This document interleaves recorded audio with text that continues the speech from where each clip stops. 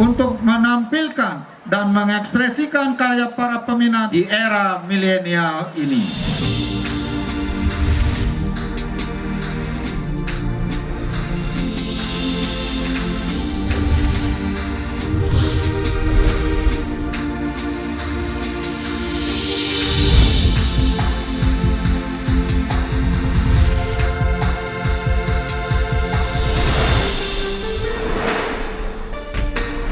Festival Seni Balijani kedua tahun 2020 mengambil tagline Bali Art Virtual dengan tema Candika Jiwa, Witika Atmakestik.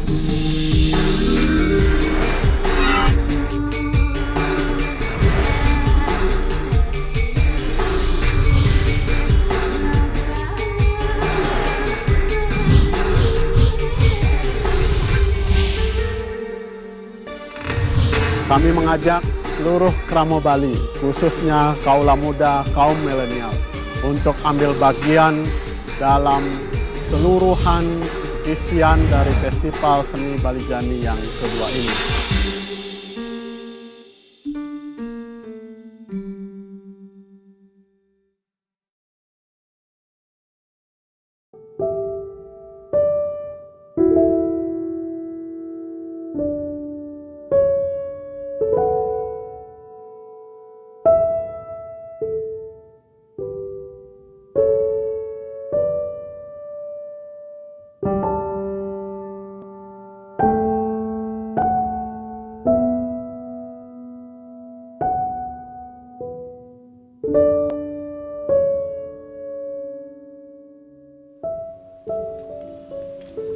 Bu, saya sudah selesai di dapur. Apakah ada pekerjaan lain lagi yang harus saya selesaikan? Tidak loh, ibu juga hampir selesai. Oh, kalau begitu saya istirahat dulu ya Bu. Saya akan tidur sebentar. Tidur? Kamu sakit? Tidak Bu. Mengapa Ibu bertanya seperti itu? Terus terang loh, sejak beberapa hari belakangan ini, perasaan ibu selalu diselimuti perasaan takut, cemas. Terutama setelah suamimu divonis sebagai orang tanpa gejala terpapar COVID-19. Ibu merasa takut apabila di antara kita bertiga, loh, ibu, bapak, tiba-tiba sakit. Entah demam, batuk, sesak. Pastilah, artinya kita tertular juga. Bu, saya sangat memahami perasaan Ibu. Namun, kalau boleh saya sarankan, janganlah Ibu berlama-lama larut ke dalam ketakutan dan kecemasan. Membiarkan diri dikuasai perasaan buruk seperti itu akan membuat tubuh kita semakin lemah, Bu. Imun tubuh kita pun akan semakin menurun. Nah, dalam kondisi seperti ini, justru pandemi COVID-19 ini akan benar-benar menimpa kita, Bu. Kau benar, loh. Tapi ibu mau ngomong apa? Ibu sudah berusaha untuk tenang, tapi tidak mampu loh. Ibu yakin kamu juga punya perasaan takut dan cemas. Hanya saja kamu pintar menyembunyikannya. Bukan begitu loh? Iya, Ibu benar. 10 hari yang lalu, ketika kita tahu Beli Putu Satyawan terinfeksi COVID-19, sejak saat itu sampai dengan hari ketiga, jiwa saya benar-benar terguncang, Bu. Perasaan sedih, takut, cemas diri saya. Namun pada hari-hari berikutnya, perlahan-lahan saya mulai sadar bahwa semua perasaan buruk itu harus dilawan dan dikalahkan. Bagaimana caramu mengalahkannya? Ketika saya masih remaja atau sebelum menjadi menantu ibu, ayah saya selalu mengingatkan agar saya lebih berserah diri ke hadapan Yang Widi manakala menghadapi masalah-masalah sulit. Nah, nasihat itulah yang saya lakukan saat ini, Bu. Dan astungkare, semua perasaan buruk itu hilang perlahan-lahan. Jiwa saya semakin tenang. Seiring dengan itu, tubuh saya ini pun semakin sehat, Bu. Bukankah di dalam jiwa yang sehat terdapat tubuh yang sehat pula? Pengalamanmu loh akan ibu laksanakan. Dan tentu pula harus melaksanakan protokol kesehatan dengan patuh dan disiplin agar kita tidak tertular dan menularkan. Begitu, Bu. Kamu benar loh. Sekarang istirahatlah. Sukses semua ya, Bu.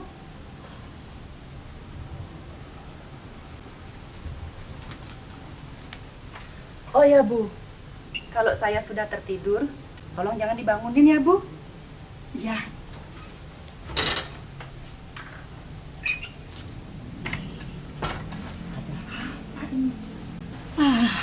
Pesan yang aneh ini membuat perasaan takutku muncul lagi. Ibu Nih! Ibu Nih! Aduh, kamu di mana? Aduh, Bapak nih, bandel amat. Sudah berkali-kali diingatkan, jangan berjalan gerayang-gerayang. Aduh, mata sudah rabun, nyaris buta. Kalau jatuh, siapa yang angkat? Bukannya menolong, menuntun, membawa aku ke tempat duduk. Aduh, malah ngomel-ngomel, nyeng-ceng kebes. Sini. Aduh, cepat bawa aku ke tempat duduk. Ya, Aku sekarang. mau bicara denganmu, aku mau bicara. Ya. Bengkong sekali. Duduk. Ya, sekarang mau bicara apa? Tadi samar-samar aku mendengar bincang-bincangmu dengan menantu kita Lu Sawitri. Iya, memangnya kenapa?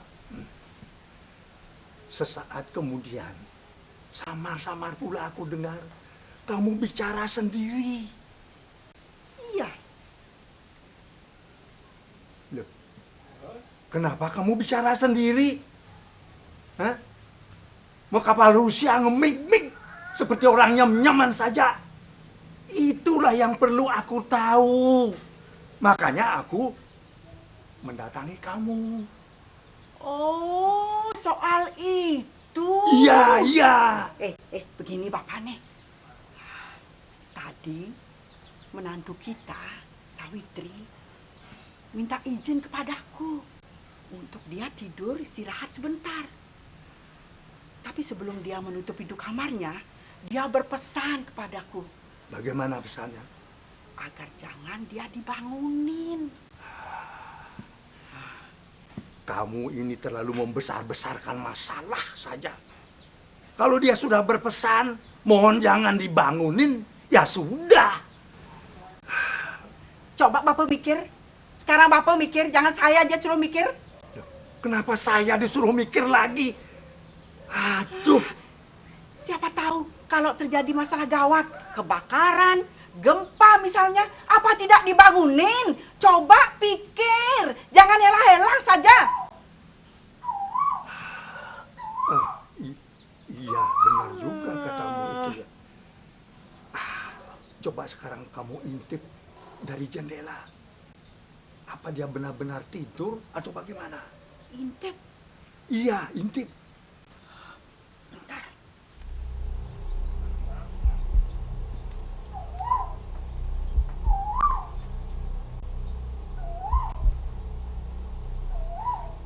Bagaimana? Mengherankan Bapak nih. Bagaimana? Mengherankan. Dia tidur pulas. Seakan-akan dia sudah bermimpi. Nah,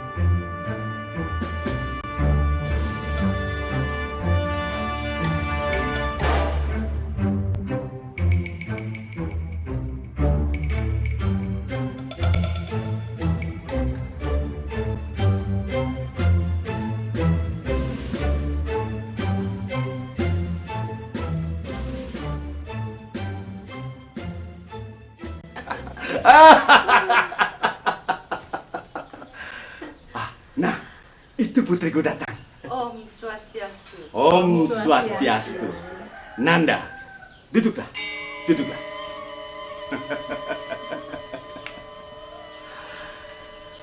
Putriku Sawitri, beliau ini adalah Resi Narada, begawan tanya dari para dewa. Beliau sedang melakukan anjang sana di bumi ini.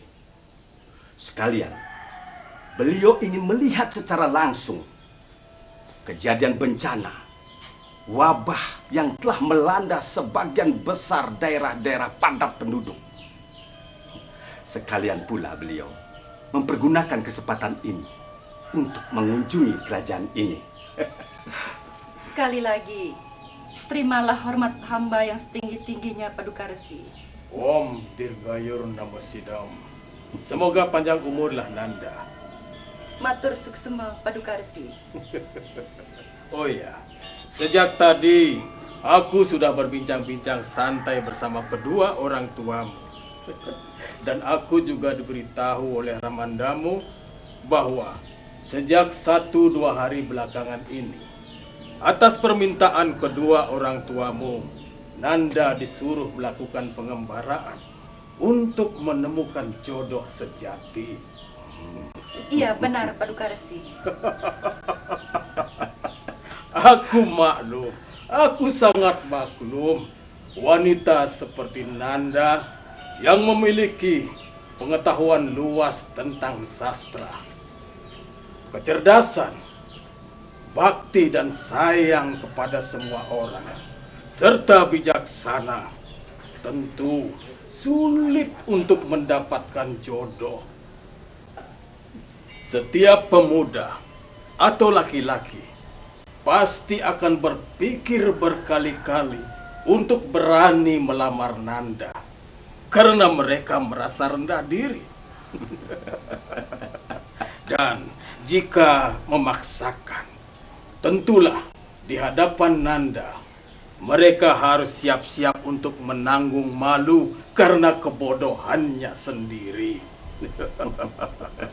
Oh ya Nanda, dalam 1-2 hari pengalamanmu, adakah Nanda menemukan peristiwa seperti itu? Ada Paduka Resi. Pada suatu ketika,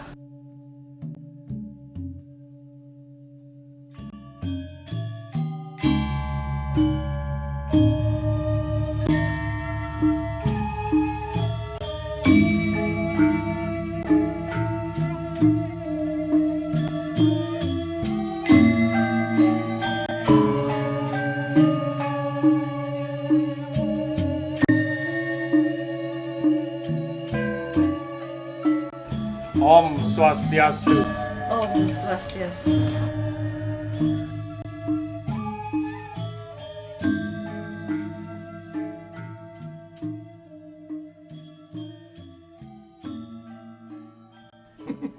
Sawitri, aku sangat berterima kasih kepada dirimu. Kau menjadikan aku salah satu dari sekian banyak lelaki yang kau uji untuk menjadi calon pasangan hidupmu. Benarkah demikian? Iya, benar. Aku pun mendengar berita bahwa dari berpuluh lelaki yang kau uji, tidak satu pun ada yang memiliki pengetahuan luas tentang sastra, kecerdasan, kemuliaan, dan tentang kesucian jiwa yang setara dengan dirimu. Dan pada gilirannya, semua kau tolak. Benarkah demikian? Iya, benar. Terus terang, Sawitri, aku mengakui bahwa aku pun tidak memiliki kemampuan sebagaimana yang kau persyaratkan. Tapi aku punya kelebihan. Ramandaku Raja Kasih hanya memiliki satu-satunya putra, yakni aku, Kastawan. Pangeran Kastawan, sang pewaris tahta kerajaan yang kaya raya. Hartaku berupa emas, perak, berlian, melimpah luap. Rakyatku, prajuritku sangat banyak dan sangat kuat. Bukankah kita akan menjadi pasangan yang serasi? Bukankah dalam kehidupan, kesucian jiwa dan harta benda harus diseimbangkan? Pangeran Kastawan.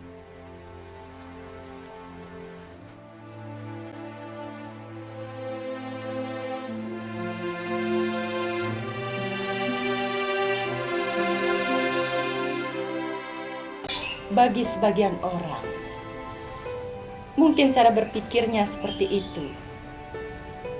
Tapi bagiku, tidak. Harta kekayaan serta benda-benda duniawi lainnya tidaklah langgeng.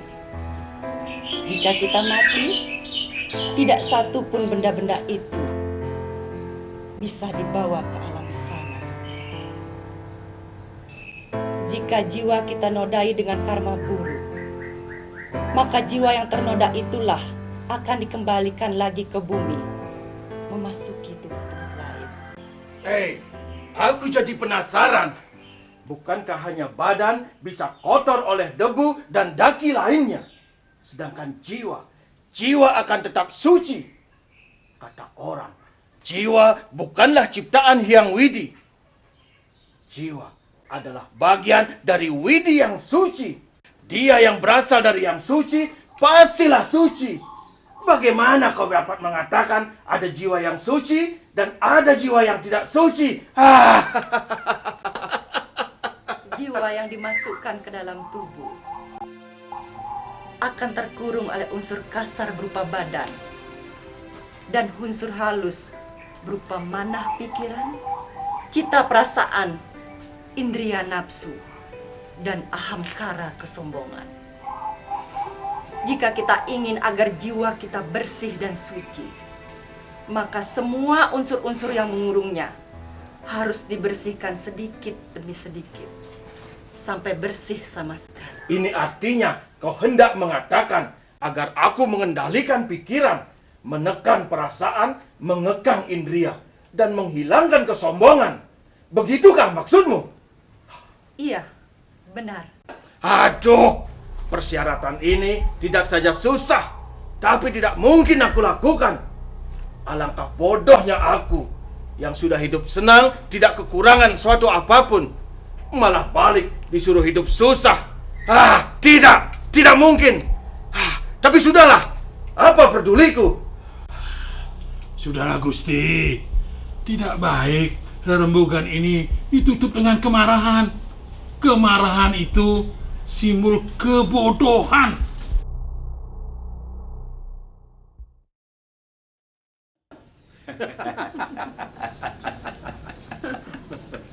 Demikianlah salah satu pengalaman hamba Resi Luar biasa.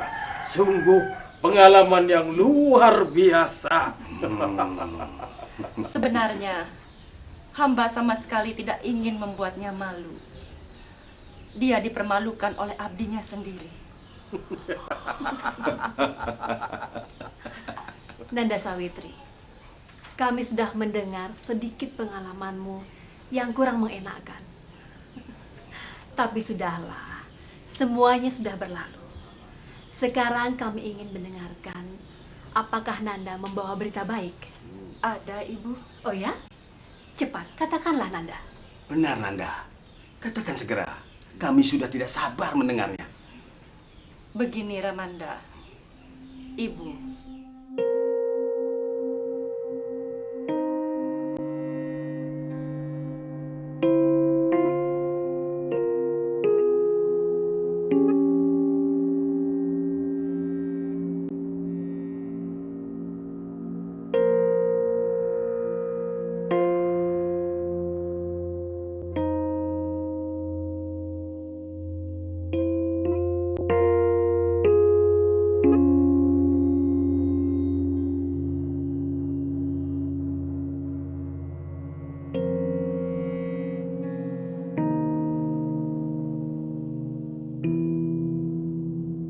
setelah aku menceritakan siapa diriku dan apa tujuanku, sekarang bersediakah kau bercerita tentang dirimu?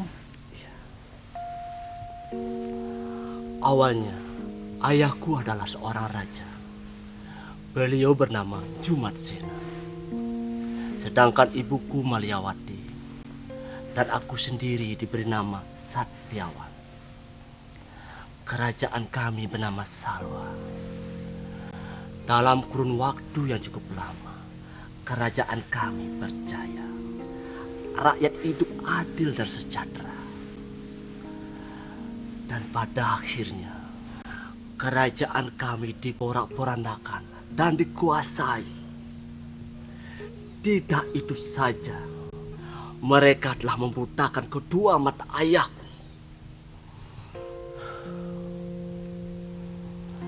Syukurlah, beberapa abdi yang setia menyembunyikan kami dan menyelamatkan kami bertiga di hutan ini.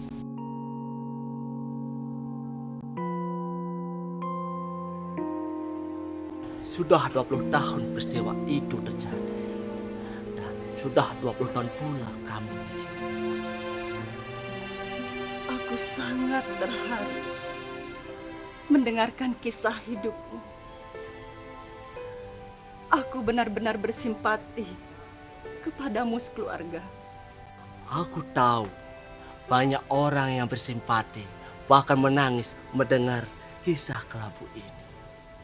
Ya sudahlah, kami sudah sejak lama melupakan masa lalu itu.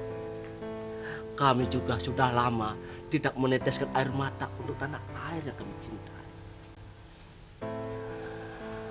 Kami sudah bahagia hidup di sini.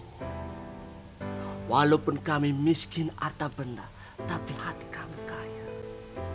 Walaupun hidup kami sederhana, tapi kami selalu bahagia. Aku sangat bangga dan kagum. Kau yang tumbuh dari kemelaratan, kini hidup tangguh, penuh dengan semangat. Ibarat pohon kelapa yang tumbuh dari tanah gersang, kemudian hidup tegak menjulang dan berguna bagi semua orang. Dan sebagaimana tujuan dari pengembaraanku, aku harus memberanikan diri untuk mengatakan menjadikan kamu suamiku. Dan kau bersedia menjadikan aku istrimu. Semoga tiada rintangan. Ramanda dan juga Bunda, kepada pemuda yang bernama Satyawan itulah aku jatuhkan pilihanku. Ramanda, benar-benar senang akhirnya kau mendapatkan jodoh pasangan hidup yang sejati. Ibu juga sangat bahagia. Sebuah penantian yang cukup lama untuk mempunyai seorang menantu kini sudah terwujud.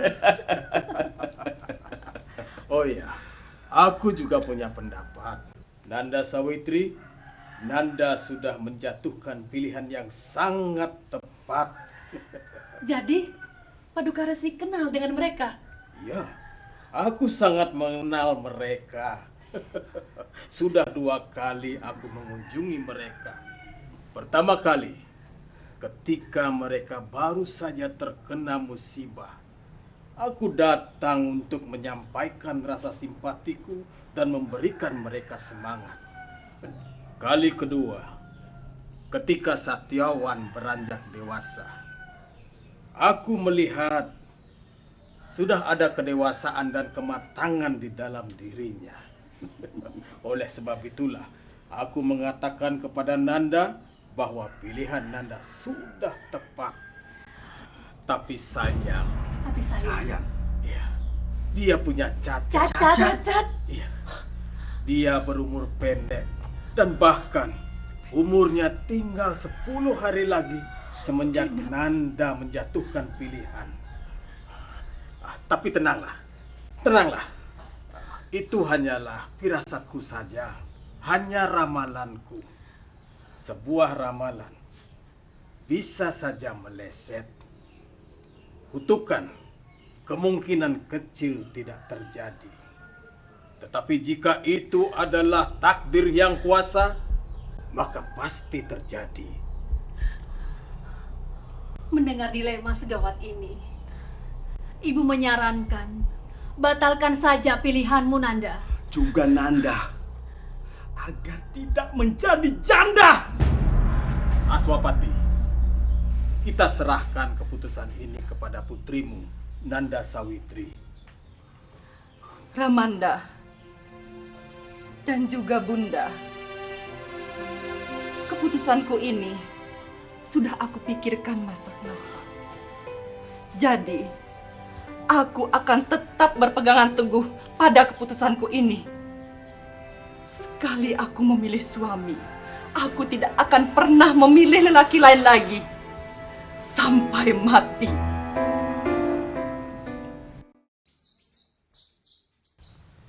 Resi Narada meramalkan usia suamiku sangatlah singkat. Usianya hanya tersisa 10 hari saja, terhitung sejak aku menjatuhkan pilihan kepadanya.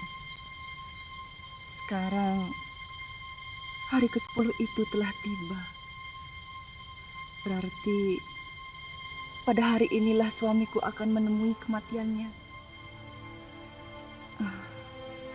Tapi hingga detik ini, tidak terlihat tanda-tanda tenaga suamiku semakin melemah. Dia tampak sehat-sehat saja, sebagaimana hari-hari sebelumnya. Mungkinkah ramalan Resi Narada akan meleset? Tapi bagaimana jika semua ini adalah takdir? Atau ditakdirkan oleh Yang Maha Kuasa?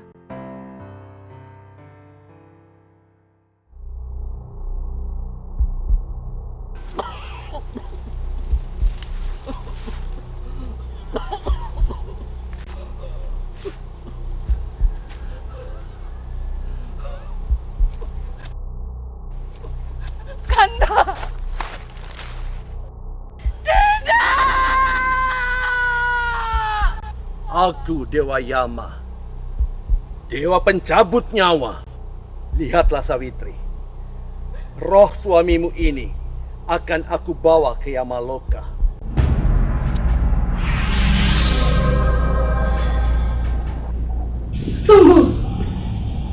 Tunggu aku, Paduka Dewa Yama. Aku akan terus mengikuti Tuan kemanapun roh suamiku Tuan bawa. Bahkan ke Yamaloka sekalipun. Kamu tidak akan mungkin bisa ke Yamaloka. Karena tidak seorang manusia pun bisa menginjakkan kakinya di sana bersama dengan badan kasarnya. Jika aku tidak bisa menginjakkan kakiku ke Yamaloka, aku akan bertahan sampai pintu gerbang saja, menunggu roh suamiku. Sawitri, hatimu bagaikan baja, pikiranmu keras bagaikan batu karang, tekadmu dan semangatmu bagai bara. Aku sangat senang dengan apa yang kamu lakukan berdasarkan kesetiaan. Tapi bukan berarti aku simpati denganmu dengan mengajakmu ke Yamaloka. Tidak. Baiklah, begini saja. Kita berdamai saja. Berdamai? Iya. Perdamaian apa yang Tuhan tawarkan kepadaku? Aku berikan kamu mengajukan 3 permintaan. Dan 3 permintaan itu akan aku penuhi. Asal kau tidak meminta suamimu dihidupkan. Ayo, katakanlah. Apakah kamu mempunyai permintaan? Segera katakan. Atau kalau tidak, aku akan segera ke Yamaloka. Baiklah. Permintaanku yang pertama. Mertuaku Jumatsena sedang mengalami kebutaan. Selain kehilangan penglihatan, beliau juga kehilangan kerajaan. Aku mohon, kembalikanlah semuanya yang sudah hilang. Baiklah.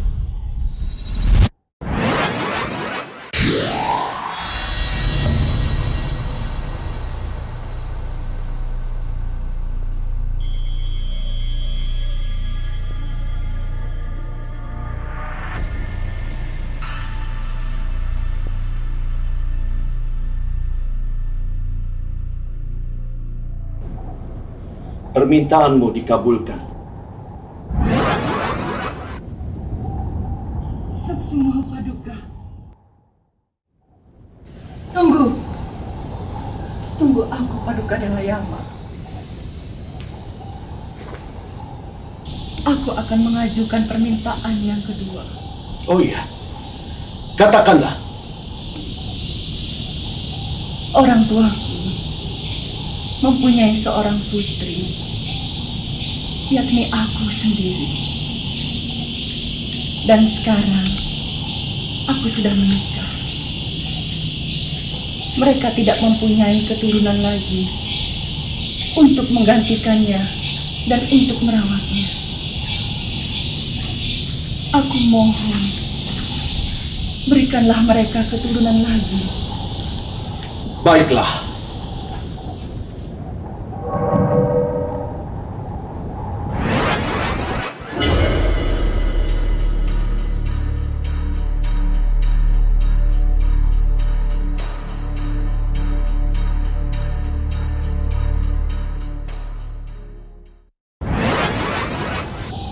Sawitri, permintaanmu terkabulkan.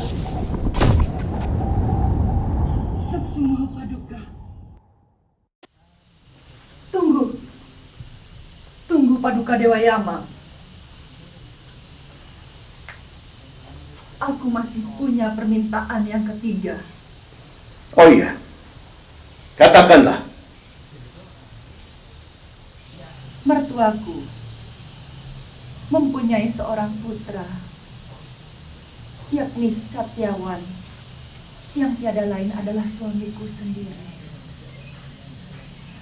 Namun malang, dia meninggal setelah usia pernikahan kami yang ke-10 hari. Sejak saat itu, suamiku tidak dapat membuahi kandunganku. Dan dipastikan aku tidak bisa punya anak. Aku mohon, berikanlah aku beberapa putra yang lahir dari kandunganku sendiri. Baiklah. Permintaan ketiga yang merupakan permintaan terakhir, aku kabulkan. Kelak kau akan melahirkan beberapa putra. Dan sekarang pulanglah. Aku akan segera ke Yamaloka. Tunggu. Apalagi? Bukankah semua permintaanmu sudah aku penuhi? Sekarang pulanglah. Sekarang aku hendak bertanya, bukan memohon. Baiklah. Karena kamu hanya bertanya, aku izinkan. Katakanlah. Paduka Dewa Yama, apa pendapat Tuan jika ada wanita yang melahirkan tanpa suami? Apa kata orang terhadap wanita semacam itu? Bukankah dia akan dinilai bejat dan tidak bermoral karena melahirkan dari hubungan dengan lelaki yang tidak jelas? Jika ada puluhan, ratusan, bahkan jutaan wanita seperti ini, bukankah dunia ini sudah tidak lagi bermoral? Pantaskah dunia ini dipertahankan atau dihancurkan? Jawab pertanyaanku, Paduka Dewa Yama. Paduka Dewa Yama, Paduka belum menjawab pertanyaanku. Paduka!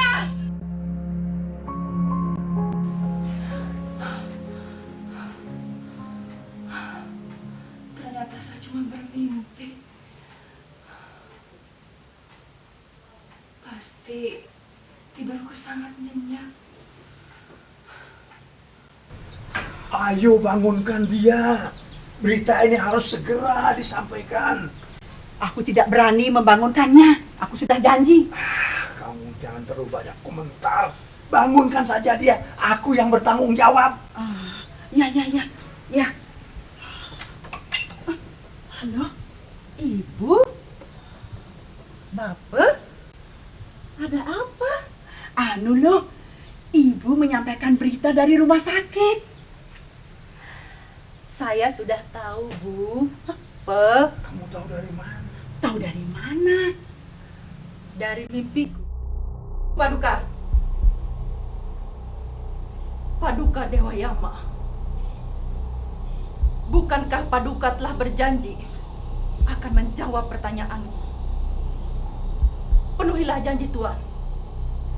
Sawitri, yang pasti aku tidak mau ada amoral di dunia. Penegakan moral itu mutlak sebagai tahapan untuk penyucian jiwa. Dan kau yang begitu tekun mengikuti ajaran penyucian jiwa, tidaklah pantas melahirkan putra tanpa suami yang sah. Tanpa kau minta, suamimu Satyawan sudah aku hidupkan di dalam hutan. Sekarang suamimu sudah sadar. Begitulah mimpiku, Bu. Oh, itu berarti di dalam mimpi itu lo sebagai seorang putri bersuamikan seorang pangeran yang bernama Satyawan. Namanya persis seperti nama anakku, suamimu. Di dalam mimpi itu pula, suamimu sempat meninggal. Lalu dihidupkan kembali oleh Dewa Yama. Kemudian, setelah kamu sadar dari mimpi, kamu punya firasat. Berita baik dari rumah sakit bahwa suamimu dapat disembuhkan. Bukan begitu? Iya, benar, Bu. Iya, aku jadi mengerti sekarang bahwa sebelum kau tidur, kau kusuk berdoa untuk menyucikan jiwa. Iya, benar, Pe. Berdoa adalah untuk menyucikan jiwa. Di dalam jiwa yang suci, segala hal-hal negatif, termasuk segala penyakit, dapat diatasi.